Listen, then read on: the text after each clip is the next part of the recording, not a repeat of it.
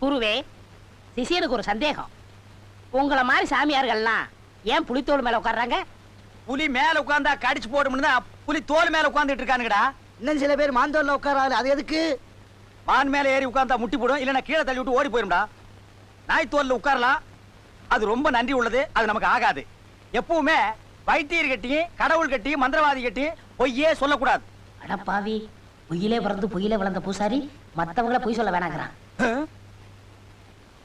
ஏய் நாயே நாயே, என்ன பத்தி நீ என்ன நினைக்கிற, எப்படி நினைக்கிறேங்கிறது எனக்கு நல்லாவே தெரியும்டா.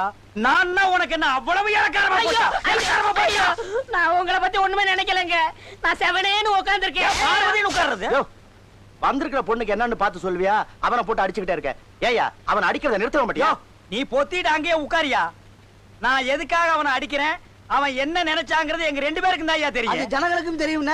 அப்படி சொல்ற குள்ள முனி, நீ முக்கால உணர்ந்த முனி வேண்டா. இவன் முக்காலா? இருக்கிற கால் கூட இல்ல. சும்மா கம்பெனியா? யோ, விஷயத்துக்கு வாங்கய்யா. வரலாம் முடியாதே, நீ சொல்லுப்பா.